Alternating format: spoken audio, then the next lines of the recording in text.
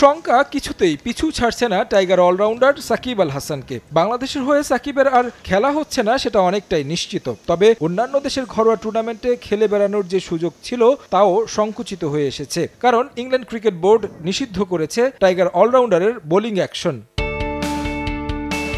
মূলত অলরাউন্ডার হওয়ায় বেশিরভাগ ফ্র্যাঞ্চাইজি লিগে দল পেতেন সাকিব। তবে এখন কি সাকিব সব ফ্র্যাঞ্চাইজি লিগে বল করতে পারবেন? আন্তর্জাতিক অঙ্গনে ফিরলেও বোলিংয়ের ব্যাপারে কি নিয়ম আছে আইসিসির?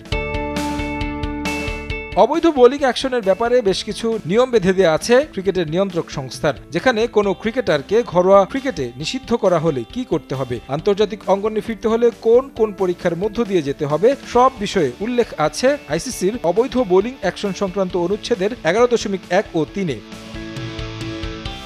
যেখানে বলা হয়েছে আইসিসির অন্তর্ভুক্ত কোনো ক্রিকেট ফেডারেশন যদি একজন বোলারকে তাদের নিজস্ব নীতিমালার অধীনে ঘরোয়া ক্রিকেটে বোলিং নিষিদ্ধ করে এবং সেই নিষেধাজ্ঞা যদি স্বীকৃত পরীক্ষাগারে মানসম্মত বিশ্লেষণী বিধি অনুসরণ করা হয়, তাহলে সেই নিষেধাজ্ঞাকে আইসিসি আমলে নেবে এবং আন্তর্জাতিক ক্রিকেটেও আরোপ করবে।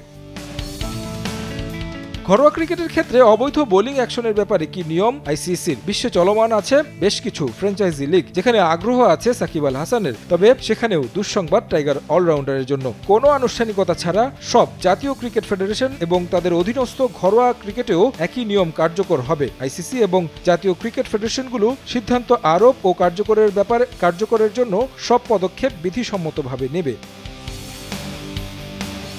আবারও বোলিংয়ে ফিরতে কি করতে হবে সাকিবকে, সেখানেও আছে আইসিসির কিছু নিয়ম অনুযায়ী সেই খেলোয়াড় যে কোনো সময় তার বোলিং অ্যাকশনের পরীক্ষা আবারও দিতে পারবেন, যেটা একই ক্রিকেট ফেডারেশন দ্বারা স্বীকৃত পরীক্ষাগারে হতে হবে, অর্থাৎ আইসিসি স্বীকৃত হতে হবে।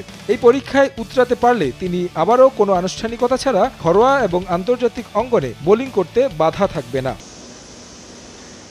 বর্তমানে লঙ্কা টি10 লিগে গল মার্ভেলসের হয়ে খেলছেন সাকিব আল হাসান। সেখানে গেল ম্যাচে ব্যাটিং করলেও বল হাতে দেখা যায়নি তাকে। তার মানে পরবর্তীতে পরীক্ষায় উত্তীর্ণ না হওয়া পর্যন্ত আর হয়তো বল হাতে সাকিবকে দেখা যাবে না। জানা গেছে শিগগিরই আইসিসি অনুমোদিত পরীক্ষাগার ভারতের শ্রী রামাচন্দ্র ইউনিভার্সিটি চেন্নাইতে পরীক্ষা দিবেন সাকিব।